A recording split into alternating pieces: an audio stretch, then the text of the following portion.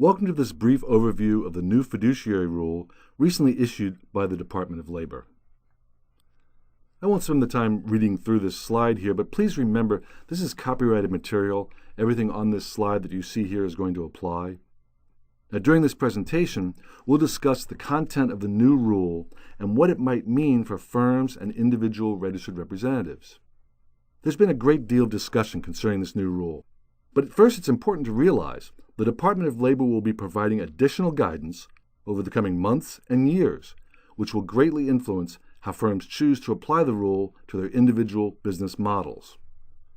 For now, we'd like to look at exactly what the rule says, who it applies to, and the various exemptions that are available to firms and individuals who recommend and sell products to retirement plans, participants, and beneficiaries. A key exemption is the BIC or BICE, which refers to the Best Interest Contract Exemption, which we'll discuss in some detail. We also need to mention that firms have until January of 2018 before the Department of Labor says they will actually begin enforcing the new requirements spelled out in this rule. Finally, we'll look at how this rule might affect firms and registered representatives. Let's look at the Department of Labor Fiduciary Rule in more detail here. The Department of Labor has expanded the definition of fiduciary under ERISA.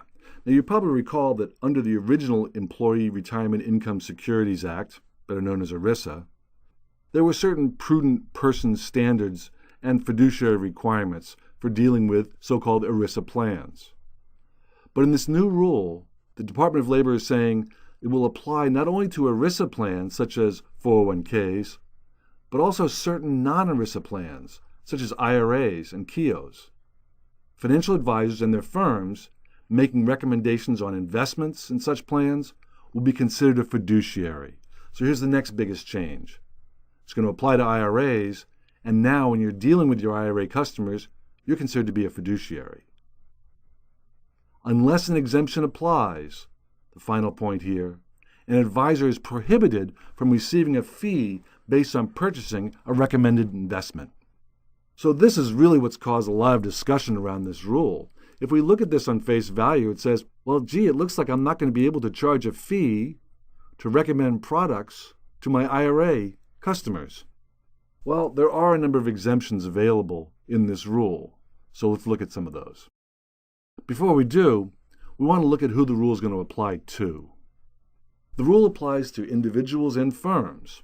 If you're making a recommendation to a retirement plan, a plan fiduciary, a plan participant, a beneficiary, or, as we saw, an IRA owner, and that recommendation is concerning management securities, rollover, for example, a recommendation to roll over from a 401k plan into an IRA, a conduit IRA, transfer or distributions from a plan or IRA, in exchange for a fee or other direct or indirect compensation.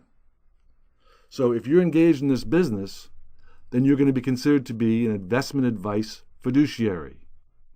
There are other situations here where you would be considered an investment advice fiduciary. For example, you represent yourself as being a fiduciary, or you render advice under an agreement that advice is based on the needs of the recipient, a fiduciary agreement, which we'll talk about a little bit later on, or you're giving direct advice to a specific recipient regarding advisability of investment or management decisions. So we're not talking about general educational advice. We're talking about advice that's going to apply to a specific person. If any one of these three things takes place, then the person is going to be considered to be an investment advice fiduciary.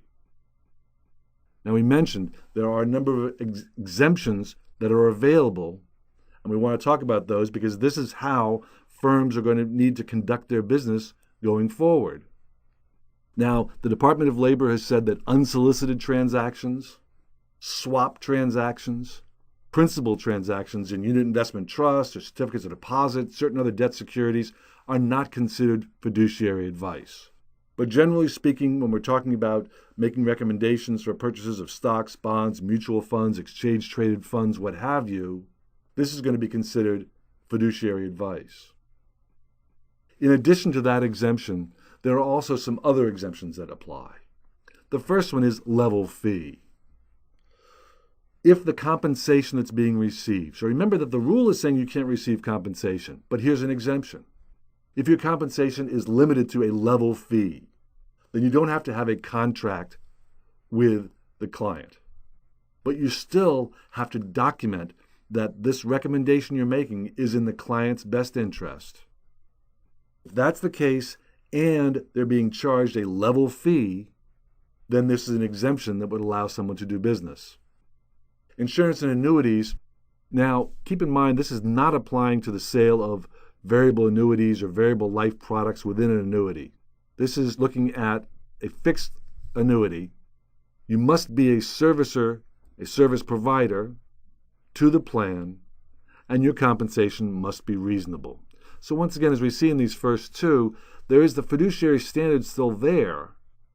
However, as we'll see when we look at the BICE, you're not required to have a written contract between yourself and the issuer necessarily with the level fee, but you always have to make sure that your compensation is reasonable. And that's generally what the basic market fees would be for a similar transaction. There also are exemptions for independent fiduciaries, dealing with independent fiduciaries, and they're specific in the rule about which fiduciaries they're talking about. You're dealing with a bank, an insurance company, a broker-dealer, okay? Then these rules are not going to apply. There's a exemption. You still have to act in their best interest, but it's going to be a bit easier to go about your business, and you're not going to have restrictions set on compensation to quite the degree that you would have, for example, in the level fee exemption, or we'll see the BICE a little bit later on. And in addition to banks, insurance companies, and broker-dealers, any independent advisor with over $50 million of assets under management. The last exemption here is the BICE, and this is the one that's probably going to be the most important, especially for people who are involved in retail sales. So, it's applying to retail sales where compensation other than a level fee is being charged. Okay, so now we're probably looking here at compensation such as 12B1 fees, trail commissions, things such as load funds, and things of that nature. Let's look at a little more detail at this BICE exemption. The best interest contract exemption. First of all, what we're saying is you get this exemption, but you are now a fiduciary. In order to receive otherwise prohibited compensation, remember we said in the beginning, you're not able to receive compensation on this unless an exemption applies. Well, now we have an applicable exemption, this fiduciary status. You have to acknowledge the fiduciary status with your client in writing. And you do so through an enforceable contract. For IRAs and non-ERISA plans, you have to provide a contract to your customer. Now, this can be included in part of your new account documents, but there has to be an enforceable contract. And by enforceable, it means you cannot prevent class action suits. So this is really how we're going to see this rule become enforced. Okay, the Department of Labor is probably going to have limited resources to enforce the rule, so they can allow the courts to enforce the rule to some extent. In other words, in the past, you may have had in your agreements the requirement that customers submit any disputes to arbitration. That is no longer allowed.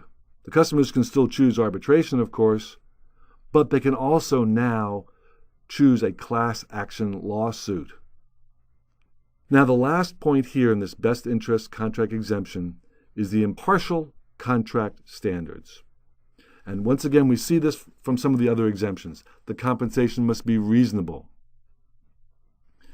You must mitigate any conflicts of interest or potential conflicts of interest that you might have. And you must disclose all conflicts of interest, how they're being mitigated, and all fees.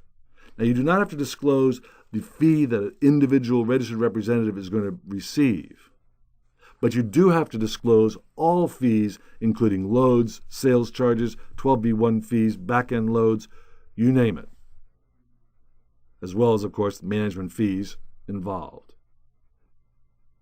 And since you have a fiduciary status here, you're going to need to be able to make the case that your fee structure is suitable and in the best interest of your customer. So we're going beyond just simple suitability to say it's in the best interest of your customer as well. So this, in a nutshell, this exemption is saying, although selling these products, whatever it might be, a stock, for example, to an individual, an ETF, a mutual fund, although this is being sold to someone in an IRA, and although under this new rule, fees are not allowed, there is an exemption for a level fee. However, you may be charging commission on top of that. In order to do that, such an arrangement has to be in the best interest of your customer. So you can see that just from our brief discussion here of the rule, that there are going to be a lot of questions that are going to be asked. There's going to be a lot of information that's going to be coming out from the Department of Labor to clarify what these requirements are. And there's going to be a lot of things taking place within your firms and your legal department to look at this and say, how are we going to address this within our current business model? In other words, there's nothing wrong with going and still charging sales charges. However, you're going to need to demonstrate any conflict of interest, and the sales charge might be seen as a conflict of interest. How that's mitigated? Well, in this particular situation, it is in the best interest of the customer to enter into this. And if there are any disputes, it's subject to class action lawsuits. Now, there are going to be a lot of questions, as I said, about this new rule, and there's going to be clarification over the coming years. And the good news about that is that although the rule becomes effective 60 days after entry to Federal Registry, which just took place here just back in April, the applicability date, this fiduciary obligation, does not begin until April 10th of 2017. So firms have about a year to decide how they want to approach this. And furthermore, the enforcement, according to the Department of Labor, and here we're talking about firms are required under this rule to have policies and procedures in place as to how they're going to make sure that the rule is being followed. Well, those policies and procedures, no enforcement action for failure to implement them will begin until January 1st of 2018. So once again, firms are going to have some time to think about this. Individual providers need to make business decisions about a number of aspects of their business. One would be proprietary products. This is where the firm is selling its own products. Well, here's a potential conflict of interest. So, these products are still permitted, but issuers may be called to prove they're in a customer's best interest. So what we'll probably see is that some proprietary products, especially those that have fee structures that are outside of what the normal, quote-unquote, fee structures are for a similar product, some of these may no longer be offered. But once again, it's a business decision of the firm as to how they're going to approach this. Sales charges, as well as loads, 12b1 fees, third-party compensation. Once again, it's allowed under this exemption, this BIC exemption, but it must be justified. And keep in mind, of course, that not only are we looking at a situation where there may be arbitration, but also may be class action lawsuits. And really what this comes down to is the decision, the choices between fee-based business and commission-based business. This is something that's been going on, I think, in the industry for the last 20 or 25 years. Many firms may choose to conduct level fees and level fee business for retail retirement business. Other firms may choose to continue a commission-based business. Another thing that I think is going to really be important for firms to look at is switching from a brokerage account to a fee-based account. Now, everything we've said so far about level fees, it seems to be that the Department of Labor is saying, well, we prefer level fees to commission-based. But let's not go too fast here. Switching from a brokerage account to a fee-based account may still be a violation, and that's specifically stated in the rule. Because, for example, and there were a number of FINRA findings in the not-so-distant past concerning this, if I have a customer who rarely trades, who's in a long-term buy-and-hold strategy, moving them into a level fee account, where, say, for example, we're getting 150 basis points of the assets under management, as opposed to continuing to do a commission-based business where we're only charging them for the rare transactions that they enter into, well, that may not be in the best interest of the client.